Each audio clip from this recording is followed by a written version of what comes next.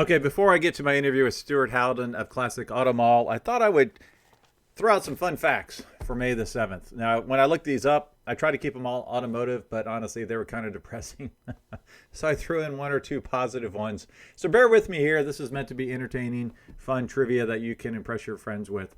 And then right afterwards, I'll do a quick update on the book. In 1824, Beethoven released his ninth and final symphony, which became one of his most famous symphonies. And even though he lost his hearing years earlier, he was the conductor when it was debuted at Vienna's theater. That's pretty cool. In 1927, the first DKW production automobile was completed. Most of us don't know who they are, but they're one of the founding ancestors of Audi.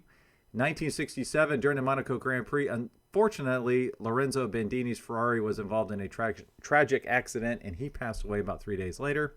In 1979, stylists completed the full-size clay model of the Pontiac Fiero. Now, again, some more sad news. In 1990, the final Lamborghini Countach rolled off the line. It was a Pearl Red 25th anniversary edition. And then finally, again, more sad news. In 2016, Florida had its first self-driving car fatality when the driver of a Tesla S sports car using the vehicle's automated driving system died in a collision with the truck.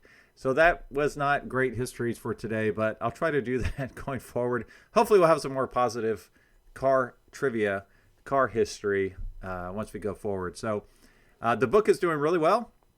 Actually, I had a chance to share it at the Greenbrier Concord Elegance this past weekend. That was a ton of fun. I only took one case of books, but we sold out, which was pretty cool. So now let's get on to our sponsors, and then we'll get on with the interview with Stewart, who is a really fun and entertaining guy. If you're a collector, you already understand stewardship, preserving what matters, planning ahead, and passing things on the right way. That's exactly how Peristyle Wealth approaches financial planning. As the Ferrari Club of America's official wealth management partner, they help avid collectors who value resilience and attention to detail. And the founder, John Suarez, is active in the community. I've judged one of his cars before, and I see him at events all over the country. To learn more, go to peristylewealth.com. Peristyle Wealth advisory services offered through New Edge Advisors, LLC, a registered investment advisor. Every garage is a mirror of the mind that builds it. The garage becomes a quiet dialogue between who you are and what you craft. A garage is where work becomes meditation and solace, where mechanical truth becomes mental clarity. Some people go to offices, some go to mountains, others go to garages. At Metron Garage, we build for people who do all three. Give us a call to get started. If you own a collector car, you already know it deserves more than a standard insurance policy. NCM Insurance specializes in agreed value coverage designed specifically for classic, collector, and enthusiast vehicles. From weekend drivers to serious collectors, they understand how these cars are used, stored, and protected. To learn more about protecting your collector car the right way, visit ncminsurance.com. Coverage built for the cars you care about. Every car in your garage tells a story, where it's been, how it's been maintained, and what makes it truly yours. Carport gives you a simple digital garage to document, organize, and manage your vehicles all in one place. Track service history, store important records, and keep your collection dialed in with confidence. From your daily driver to your dream car, Carport keeps everything in order so you're always ready for the road. And best of all, it's free to use and is 100% private. To learn more, go to carport.app. All right, welcome to the Collector Car Podcast. I'm excited about this interview today because Stewart is in charge of almost 1,000 cars. So, Stewart Howden, how you doing, buddy? I don't know. I never know from day to day. It's like, really? Do we have one of those in here? Somebody will say, you got any Thunderbirds? And I go, I don't know, but I'm certain the odds are that we have a Thunderbird or two. So now you are the purveyor of the Classic Auto Mall, but what, about an hour outside of Philly? Yeah, hour west of Philly on the Turnpike, exit 298. We're right here in an old outlet mall that was built in 1985 by Kimmons Wilson, the founder of Holiday Inn. And we have a Holiday Inn connected to it that my business partner owns as well, too. And so it was this whole property, and he bought it because he had a barn find collection and filled it up and then realized he had a lot of space left over. It's 336,000 square feet. So, you know, we tend to have plenty of room to do just about anything we want. We could land a plane in here if it was more vertical. So. Well, real quick on Holiday Inn, I have to say, I'm in Cincinnati. We have the American Sign Museum and one of the most classic, incredible neon signs in the history of neon signs is the 70s Holiday Inn or 60s Holiday Inn sign. Just wonderful. Yeah, absolutely. You know, when you saw that as a kid, when you were with your parents and you were looking for a hotel room and you saw that big sign, you knew it was going to be cool. There was going to be good food. There was going to be an indoor swimming pool. There was going to be great vending machines. You know, everything that you didn't have in hotels prior to that. Oh, it was fantastic. You know, rolling up, I was just like, oh man, this is Yeah. amazing. You know, Yeah. so that is really, really cool. Now, I can't even imagine. I only have 3 cars and I find that overwhelming. So I Sure. can't imagine keeping the inventory that you guys keep in stock. So give us an overview. I know you do some consignments. Are there Yeah. some buy outright? You know, how does the whole business model Yeah. work? Most of it is consignments, believe it or not. What we realized is that to fill a building of this size was going to be very difficult to go out and buy 1,000 cars, you know, of cars that are, you know, of the right quality, of the right pedigree, of all the right stuff. We figure, you know what, if we do really good at marketing and really good at the building, then the consignments ought to be the no-brainer way for it to happen. And that's exactly what happened. And we, all of a sudden, when we first opened, we did the Philly Auto Show in January of 2018, and it just a floodgate happened. We just started getting cars in just like crazy. So people bring them in on consignment. Usually it's about a 3 or 4 month agreement. And we come to a set price, and of course it's their asset, and they can pick the price that they want. And sometimes we agree, and sometimes we don't agree. But then after a period of time, we'll call them and say, hey, you know, we've had no activity. Here's the reason we think it's not this or it's not that, and we think it's more in this line with this price than the price you're asking. And you know, listen, we've all paid too much for things. So Yes. you know, you're preaching to the choir with me. I know I've been there. I've bought a car that I was certain we were going to double our money on, and I think I lost 5 grand on. And you know, my wife just looking at me like, great, good job. I thought you were the car guy. Now, I will say I do like the variety you have because obviously, I don't want to say obviously, but there are a lot of 50s, 60s American Yeah. muscle and the type of stuff you would expect. But I do see quite a few British cars and some odds and ends stuff that I find very interesting. So it seems like there's a little bit for everyone there. Well, I think that what we try to do is we try to have a variety of things that we do here, car-wise. Most of it, our bread and butter is Camaros, Mustangs, Chevelles, that kind of thing. But you know, we have plenty of oddball stuff that we get in as well too. We get dragsters. I mean, this part of the world in southeast Pennsylvania is so car country, as much as probably anywhere in the world. And people don't always realize that. And we didn't truthfully know that until we moved here. But we certainly learned quickly that it's amazing how many cars are in this part of the world. Yeah, absolutely, for sure. Yeah. So what are you seeing from a trend perspective? Because I have a 65K code Mustang convertible, and I just happened to look up on Haggerty price guides the other day, and it was trending downward. Yeah. Not that I'm selling it because I'm a K code guy, but like, what are some of the trends you're seeing? Obviously, Ferraris blew up recently because of the Bachmann collection, which was an outlier. But what are you seeing outside of, you know, the exotics, more bread and butter kind of cars? Well, we're seeing, like you just said, I mean, we're seeing the prices start to go down a little bit, especially in 50s cars. A 5, 6, or 7 Tri-5 Chevy, we're starting to see the value of those go down. Of course, a couple of years ago, we started seeing the late 30s stuff. A 39 Ford Deluxe, we talked about this convertible cabriolet that was perfectly restored, used to be a $70,000 or $80,000 car, and now they're lucky to bring 30. Right. The baby birds obviously have continued. I don't think they're coming back. They've gone down to a level that, gosh, you can buy a really nice one for 25 grand. That used to be 40. And so, Yeah. and then the square body trucks and the SUVs seem to be cooling off a little bit right now. I know you talked about, you have a chapter in your book of the square bodies. They seem to be cooling off. We had a hot streak with those for about, I don't know, probably about 6 months, about a year ago. And then they seem to have kind of slowed for whatever reason. Maybe everybody that wanted one got one, right? So what is appreciating? Like, what are some of the trends you're seeing out there? Is it, you know, 1980s cars, early 1990s? What are you seeing? Yeah, we're seeing low mileage, late model stuff do pretty well. Even oddball stuff, a 4-door Oldsmobile Cutlass Sierra with Oh, 5,000 original miles on it. And all of a sudden, you know, somebody's willing to pay high teens on something like that. And you think, wow, I mean, you know, the best one in the world, you'd think it'd be 5 grand, not 15. right. So we're seeing that trending up, and we see the outlier stuff that we get. We get, the new one of ones, or one of 50, or we just had an M5 BMW Touring, a 2026, had 90 miles on it. That thing broke the bank. It sold for more than we anticipated because it was a used car at that point. It wasn't brand new, and it did well. So things and it's funny. I don't even always know that there was an M5 Touring wagon on the market. Because I don't pay attention to that market quite as much as I pay attention to the 50, 60 stuff. So when somebody brings that in, I'm like, oh, I didn't even know that existed, and I don't read Car and Driver and Road and Track as much as I diligently used to.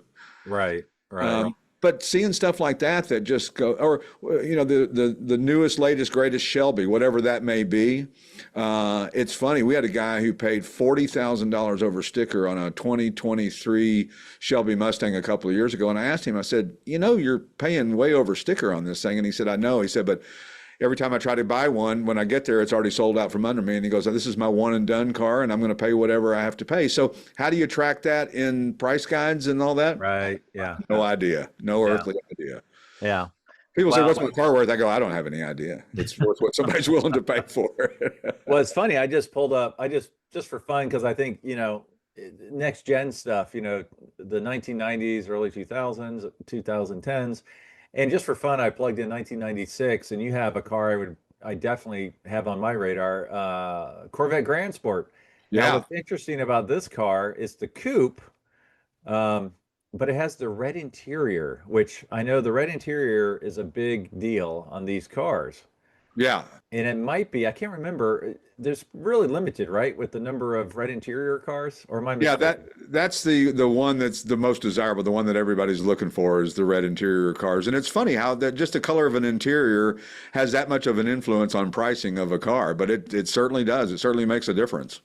Yeah, it's interesting because that's a very interesting car because the convertibles had the flare rear haunches, whereas the coupe had the kind of tacked on little fender flares, which everybody wants the convertible because of its actual flare. I don't know why. I guess it's just the way production worked at that time. But yeah, else is interesting is when I pulled that car up right next to it, 1996 Ford Bronco Eddie Bauer, and I think those 26.9 seems like a bargain. Just when I look at where I think those cars will go in the future. What are your thoughts on 90s Broncos? Absolutely. I mean, most people that are watching or listening probably have no idea who Eddie Bauer is. And it was basically a clothing line that they morphed into. What a brilliant marketing thing that they did with Ford and those Broncos, that the Eddie Bauer edition became like the upscale version of an SUV before we even really had upscale SUVs. So I think those are very collectible. And I think the outlier ones are like, we had one with a bench seat and a 5-speed. And oh, wow. Yep. Yeah. And it was like, I think nobody's going to want this. And everybody wanted it. It was one of those ones that had a following that you never knew existed. Right. Yeah. Yeah, for sure. Now, how did you get involved with the auto mall? I mean, I can't imagine you were sitting at home one day saying, I want to have 1,000 cars in inventory and be responsible for them. How did that all come about? Well, originally, instead of doodling on a napkin, I was creating business plans of a place that I could have that would be of this scope and size. Not particularly this building. It would be a big warehouse somewhere that would hold 500, 600 plus cars. And we would have the ability to market those and do all the events that we wanted to do. We always knew that being at an event is the best place to talk to people and get consignments and one-on-one with people. And so I had this plan, and I got a call from a guy, my partner, who owns this building in 400 Barn Finds, and he said, "Hey, I heard you're the guy that that could come run this for me." And I said, "Well, I don't really want to do that, but I'll sell you a business plan." And he said, "Great." And so I changed the name and the city and the state of where I was going to do this into Morgantown, PA, and sent it to him. And about 2 weeks later, he called me and he said, "The family has voted." I go, okay. What does that mean? He goes, "We want you here." So I told my wife that we were moving further away from Kansas City. We were in Lock Haven working with Grant Miller, who has a deal, once a year collector car auction and every week dealer auction. And I told Kathy, my wife, I said, "Well, we're moving further away from Kansas City where the kids and grandkids are, but we're close to an international airport, and that's the big selling point." So she was like, "Okay, I'm in, let's do it." And of course, she works side by side with me. She's my office manager, and without her, this would be a house of cards. Uh, so, but it was always my dream to have a place of this scope and size, a place that I could do even the podcast, the show that we do, just like you do. We just always thought if we could ever get to that level and to go to the events that we get to go to and be on the board of directors of museums and Concord Elegances and all those bucket list things are happening because of this. And, when we were 20 cars in a warehouse, nobody cared. Right. Yeah, absolutely. Yeah. Now you're dealing in massive volume. Sure. Now, what happens? Like, give us a little insight. Like, all right, I want to consign my car. I drop it off. What's the process? Like, how does it go from me being the owner to what do you do? Do you vet the cars? Do you clean the cars? Do you give them some advice? Do you upgrade any of the cars? Sure. So mostly what we do is we have an assembly line almost when they come in. The car comes in, we do a walk around, a cursory glance walk around of the car to make sure there's nothing crazy that's obvious and glaring. We check the title and the VIN number on the car because most people never do that on their cars, and it's a huge mistake because there's so many problems, and we always have problems with titles and VINs.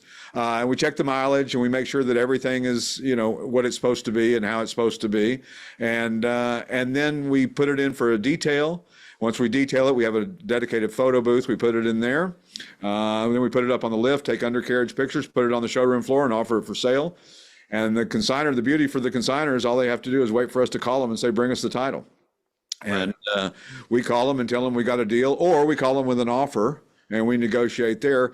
Most of the things that need fixing on a car are not worth fixing, unfortunately. I can't in good conscience tell a client to spend $500 to fix a car that'll get him $100 more.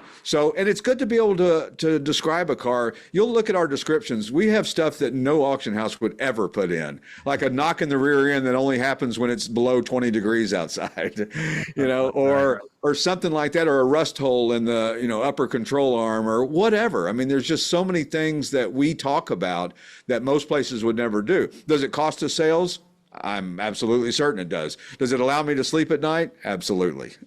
Right. Yeah. No, absolutely. And that's very, very important. Yeah, for sure. And listen, we have an agreement with people. It's their car. If a guy calls me and said, we had a guy, it's a funny story. A guy had a 1940 Chevrolet pickup truck and he brought it to us to consign.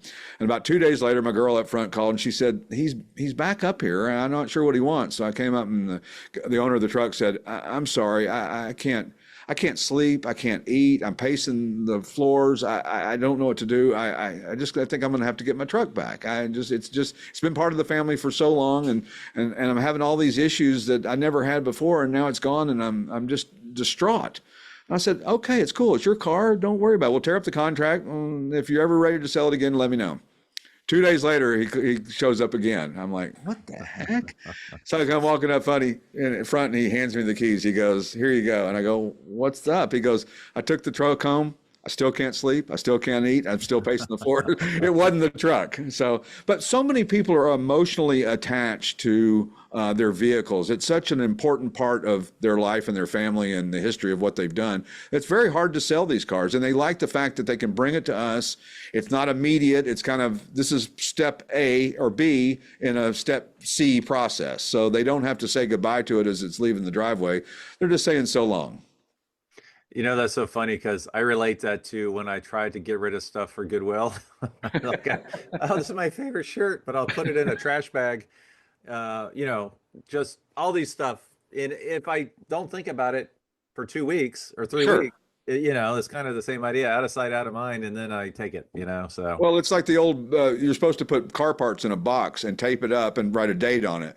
And if after 3 years you've never reopened that box, you're supposed to throw it away without looking in to see what was in there. Because you didn't need it for 3 years. And so you just go ahead and throw it away. I'm the same way though. I have shirts. I got a shirt from the Bondurant school because I had the fastest lap when I worked for eBay, and it's got holes in it and everything. My wife's like, why are you keeping that? It's a sentimental shirt. She goes, what are you, stupid? Do you have a sentimental shirt? So it's important. Bob Bondurant gave it to me. Yeah, that's right. Now, what percent of your sales are online versus in person? 95% are online. And we could literally, crazy. Yeah, we could literally close the doors to this place and we would still sell as many cars as we sell. But The nice thing about the building and the facility is for the consignor, for the guy leaving his car here. You know, to ask somebody to bring a car to an auction is one thing. It's a long weekend. To ask somebody to bring their car for 3 or 4 months, that's a different commitment from somebody. That's a thing that there becomes a trust issue that, are you sure you're not going to be joyriding in my car around the town? Are you taking it out on a date? Are you taking care of it? And so when they come here and they see our facility and they see what we already have in here, they go, oh, well, my car will be just fine here. Right. So the building is more for them than it is for the buyer. Most buyers we're a warehouse in Jersey for all they know. Right. No. Yeah, it is interesting because selling that many online means that you've really done your homework, because you've got to show all that stuff online, right? You've got to show all the pictures, get the descriptions right, where they have the confidence to buy that car, like an auction house. They have the confidence to bid remotely. But it's amazing that such a high percentage is strictly online. Yeah. It just shows the world we're in today, right? Yeah, it's a different world. And there's lots of ways to protect yourself when you're buying a car online that there didn't used to exist. I mean, there's lots of inspection companies. The guys that do appraisals also do condition type inspections. So we have guys who do, drivetrain inspections that will come out and charge $150 to a guy. But I think that, the honesty part of it is what you strive for. And we have a 4.7, 4.8 Google review, and we fight for that every day because it's harder than heck to keep that even at that range. It's just, you just can't please it. You're selling old cars and not everybody's going to be happy. And it's not as if we're somebody like Canepa or RM Restorations where we're taking a car and we're making it perfect. We're selling an imperfect car. Of course, a guy will say, well, I'd like to buy that car, but it leaks or it does this and it's 20 grand. And I say, well, if you want one that doesn't leak, it's 40 grand. So you're buying the 20 grand one because you're going to have a few little minor issues with it. So, but it's one of those things that we try our best to be as brutally honest as we can, and to a fault. I mean, we've had consignors call us and say, you need to take that picture down. I go, that ain't going to happen.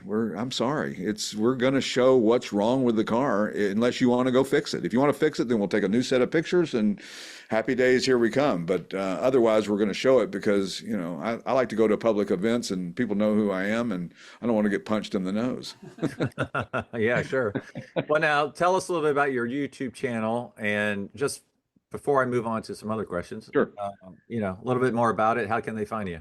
Sure. So it's classiccautomall.com is our website, which you can link to our YouTube and our Facebook and all of that. We're having fun with our YouTube channel. It's the 1 hour of the week that I get to turn my cell phone off and just kind of talk cars and have fun, just like we're doing here. And it's an enjoyable thing. And if it makes us some money someday, great. And if it doesn't, great. But we've had some wonderful guests, Ray Evernham and Bobby Rahal, and people that are famous in the car world. Dave Kinney, who you alluded to or mentioned wrote one of the beginning and ends of your book. Guys that are known, Ken Gross, guys that are known in the hobby but may not be known like a Jay Leno or Jerry Seinfeld. Sure. But it's interesting because usually our best guests on our show are authors. Carl Ludvigsen or some of these guys who've written these books like not unlike you've done, are our best guests because there's just so much to talk about. There's so many things so many kind of rabbit holes you can end up going down. Yeah, absolutely. I mean, I already had a PT Cruiser rabbit hole, so yeah, there's a lot of them you can do. Yeah. Hey, I had an Oldsmobile Silhouette, which was the Cadillac of minivans. So, there was a lot of people I know in the car world actually drive minivans, and which is really funny to me because that seems the antithesis of classic cars and that world. Yet a lot of guys are like, they're very practical. You can put a lot of stuff in them, and like, okay. Well, that leads me to my next question. What is your daily driver? My daily driver now, I'm in the midst of doing a little changing. So I just sold my S65 V12 twin turbo Mercedes coupe, black on black, and as it was driving away, I was like, "What? How stupid are you? That's going to be a collectible car." And you got a little wigged out because you're worried about the ceramic brakes, and so at 100,000 miles, you're going to have to pay $5,000 per wheel for the rotors. And I'm like, I sold that based on that basically. My daily drive, what I drive the most is a 2023 GLS 580 Mercedes. That's really my wife's car, but we practically go everywhere together anyway. And then we've got an 06 or an 08 Aston Martin V8 Vantage in DBR9 racing green. And then I've got an 06 911S 6-speed. and a CL55 AMG coupe, and I don't have a Denali truck anymore. I sold that, so that's. And it's a pain in the butt to own. I thought the coolest thing in the world was going to be owning more than one car, and you're right. It's a pain. Where's the remote? Where are my sunglasses? Where's the Easy Pass? Where's the, this one, the battery's dead. You can't get this one out because of that. This one we just detailed, and it might rain, and a suede shoe thing, and it's like, God, I want to get my Yukon that's got 220,000 miles on it, where I can throw an open can of paint in it, and I don't care.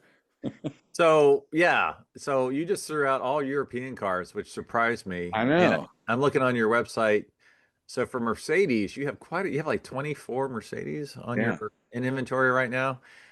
So any American cars in the garage right now, or is that soon to be filled? It's soon to be filled. I just bought, and it's on its way coming up from North Carolina, a 72 Oldsmobile Cutlass Hurst-Olds clone convertible, triple white, with the gold stripe and the Hurst-Olds badge on the back and the rear spoiler and the his and hers shifter, and it's a 455. It's a clone. But it's really well done. And I was trying to buy it at an auction, only to realize that the auction was like on a 2-hour delay from what I was watching. So, but I called I want to take my bid. Yeah, it's like, I'm trying to bid on this thing, and they go, "It's already sold, sir." Yeah. Okay, well, I know what I'm doing here.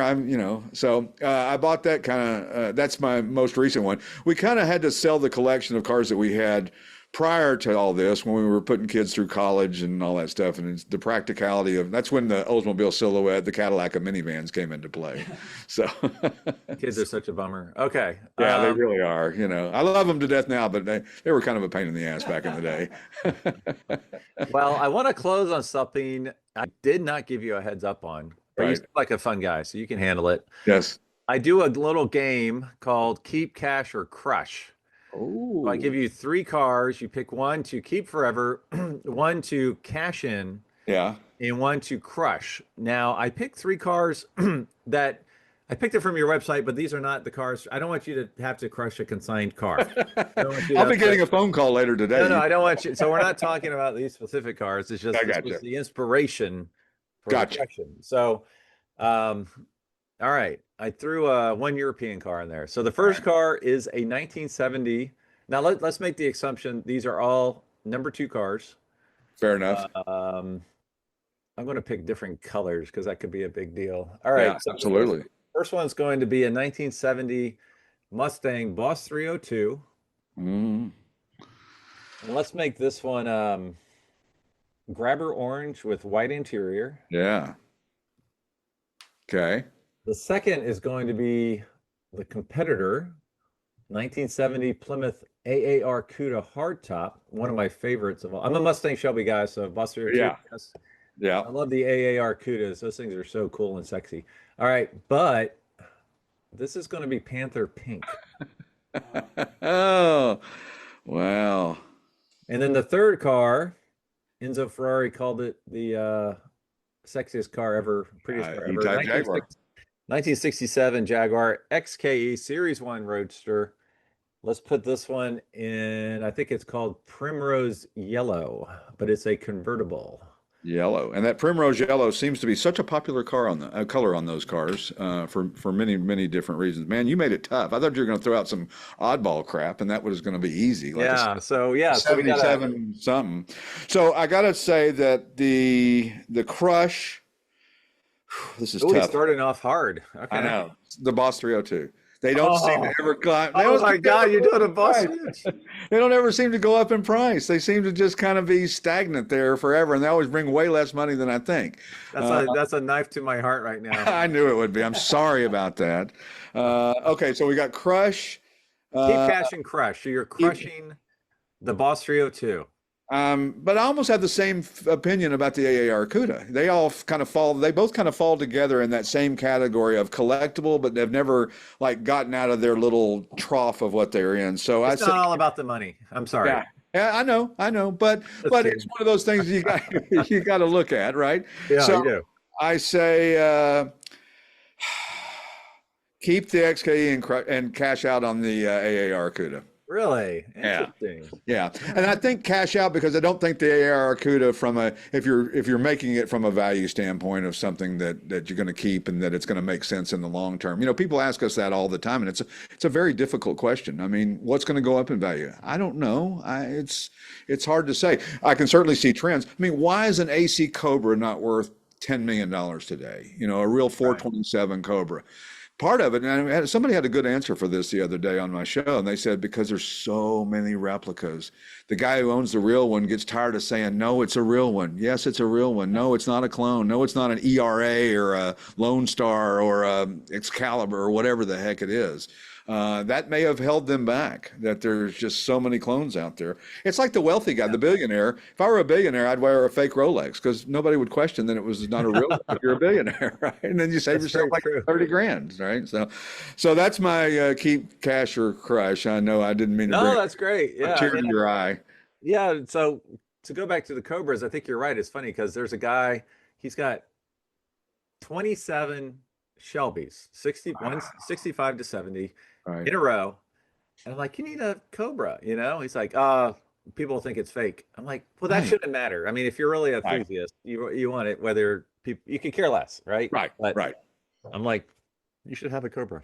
Yeah, some people are like that though. I mean, and then there's other guys like Drew Serb are not like that. They love the Cobras, and they, you know, and so does Bruce Meyer's favorite car to drive is his Black Cobra, serial number 2001, you know, CSX 2001, and so you know, and he's one of those guys that when he says something like that, it makes you pay attention. You know, you think, Right. okay. That makes sense, and so, but I think you're right. I mean, like this 442 that I or this Hurstol's that I bought, it's a clone. I don't care if people don't like it, then so be it. I'm not trying to. I'm buying it because I want to be Bill McMillan. Bill McMillan was the guy who traded Swan Brown, who lived at the end of the street. He had a 72 Olds Cutlass, triple black convertible, and those trumpet pipes coming out the back. And he'd come driving by on Friday night about 9 o'clock with his arm around Swan Brown, smoking a cigarette, hearing something coming from the 8-track, and those Yeah. trumpet exhaust. I'm like, I want that car, and I want that girl, and I want that cigarette, and I want. Yeah. Yeah. And so, and I've never satisfied that part of the collection. And it's a 72 Cutlass. It's a little taking a little liberty from what he had, but you get my point. It's what fueled me for many years of being in the car world and what I wanted and what to me was cool. And it may not be it won't be the most valuable car I've ever owned, and I don't care about that.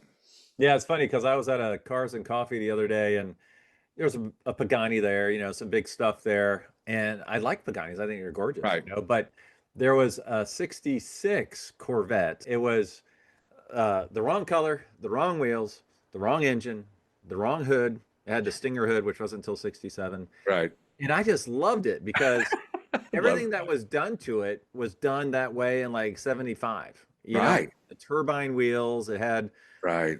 the the the paint wasn't right, but it had just the right amount of patina. Right. You know, you could drive it and enjoy it, you know? And I'm like, and the guy couldn't believe how much I liked this car. He's like, man, you travel all over the place, you see all sorts of cool stuff. And this guy has a new Ford GT Right. drooling over his 66 that he's like, I can't believe you like this thing. But because it's usable and it's fun and it's captured a period in time when it was modified, you know, not Sure. correctly, obviously, but it's cool, you know, it's just really, really cool. I love cars like that, and I'm like the guy who writes my descriptions, Steve, our producer, writes our descriptions, and he'll write about a 1980 Corvette. And most of us in the car world would never stop and take a second glance at a 1980 Corvette. They just because they weren't powered very well, blah blah blah blah blah. If you take that aside, take all that out of your head, and step back and look at a 1980 Corvette, that's a damn good looking car. It is. But we are so it's ingrained in us that we just walk past that car because it didn't have enough power, and it was like anything from that era was the malaise era, and just don't care. But if you take all that away, it really was a good looking car, and I think we tend to forget that sometimes. And it's always nice to get reminded when you read a description and somebody has a more of an artistic appreciation of something. Well, I'm drilling over your 1975 Mercedes-Benz 300D sedan right now, Love those. Those offered at $10,000. seems like a bargain, right? That sounds like quite a bargain. My dad repainted one back in the 70s. He worked at a community college Right. and it was dark green, and he did it in shop class, and they bought the wrong color green, so it came out like pea green. But ever since then, I've always wanted one of those. I know, isn't it funny? Those ones that are on, if you could have the unlimited list of cars of everything that you would have, there would be the obvious candidates, especially nowadays, the F50, F40, Enzo, LaFerrari, blah, blah, blah, all the Pagani, all these things. But there'd be a lot of oddball stuff in there that you either liked when you were growing up or had a fond memory about, or, it was, it's like resto mods. I didn't get them at first. I get them now. I get people who want resto mods because they want the nostalgia, but they're so damn spoiled because you get out of an Escalade and you get in a 69 Z28 DZ302 with a 4-speed and you hate it because it's rough riding and it's noisy and you need a fifth gear to get it. That fourth gear is just not enough. And so, it's, I understand resto mods now more than I maybe did even a couple of years ago. We got to have a whole separate podcast on the resto mod market. There's no doubt. I find that pretty fascinating, especially in the next 5 years. So, It's crazy. Well, Stewart, thank you so much for being on the Collector Car Podcast. I appreciate you having me on your podcast, and so glad you're on this one. Well, thanks for having me. And doing a back-to-back was cool. We did my podcast and then your podcast, and we've never done that. So that's a first in the books and probably a last. I'm worn out. Well, I'll see you for the Philadelphia Concours, and let's maybe try to do something while we're together, walk around your shop. Absolutely. Just come anytime, and we'd love to have you, and we'll see you then in just not too terribly long, a couple of months.